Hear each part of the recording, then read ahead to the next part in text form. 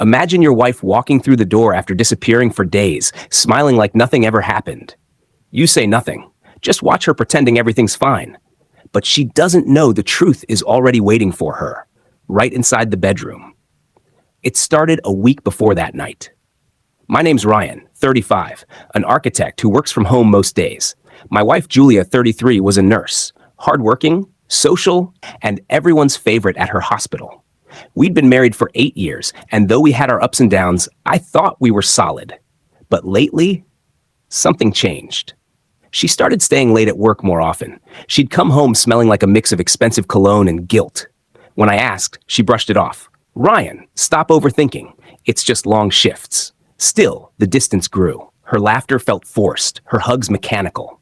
Then one Friday, she told me she had a weekend training seminar in another city. I offered to drive her. She refused immediately. That was the first red flag I couldn't ignore. After she left, I tried to focus on work, but something in me said check. So I did. I opened our shared laptop, and there it was, an email chain between her and someone named Dr. Mason. The messages weren't direct, but the tone said it all. Inside jokes, secret meetups, and one line that shattered me. Open quote, can't wait for this weekend with you. Finally some peace. Close quote, peace? While leaving me home thinking she was working, I didn't explode. Instead, I took a deep breath and decided I wouldn't confront her. Not yet. I wanted her to show me who she really was. That night, I installed a small hidden camera in our bedroom clock, something she'd never notice. I wasn't looking for proof anymore. I was looking for clarity. 3 days passed. Julia returned home, cheerful, wearing a new coat, and holding coffee like she'd just come from heaven. The seminar was great, she said, hugging me like nothing happened. I smiled back. That's good to hear. You look refreshed. She nodded, chatting about lectures and colleagues, fabricating her fairy tale. I listened quietly, acting the part of the clueless husband, but my chest burned with every word she spoke. That night, after dinner, she went to take a shower. I told her I'd join her later. But first, I went to my office, plugged in the memory card from the camera, and watched. My hands shook as I saw the footage, her and that man in our bedroom, laughing, drinking, kissing, and worse, sleeping in our bed under our wedding photo. He even wore my robe. I didn't watch the rest. I just sat there in silence for a long time. Then I smiled, not out of happiness, but because I knew exactly what to do.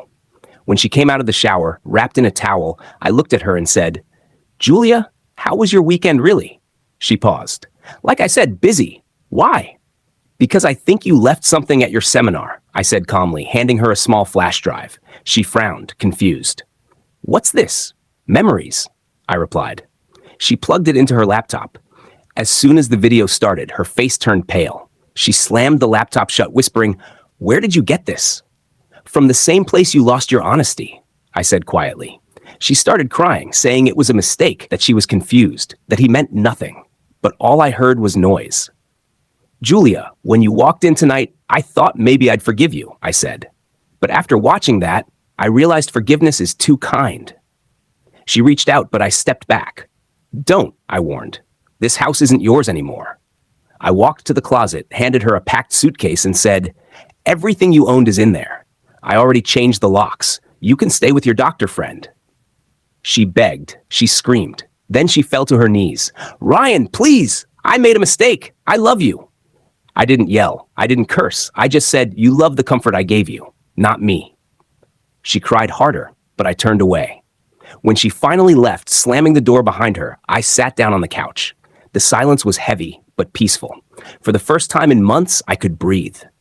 The next morning, I sent a copy of the footage, not to hurt her, but to her hospital's HR department. They had strict conduct policies. Let's just say by the end of the week, both she and Dr. Mason were no longer part of the team. I didn't celebrate. I didn't smile. I just deleted the last video and started over. Months later, I rebuilt my life. New city, new friends, new peace. Julia tried to reach out through mutual friends, but I never replied. I didn't hate her. I just stopped recognizing her. People often ask how I stayed so calm. The truth? When someone breaks your heart that cleanly, you realize revenge isn't about screaming. It's about letting them live with the ruins they created. And that's exactly what I did. If you liked the video, please subscribe and turn on notifications.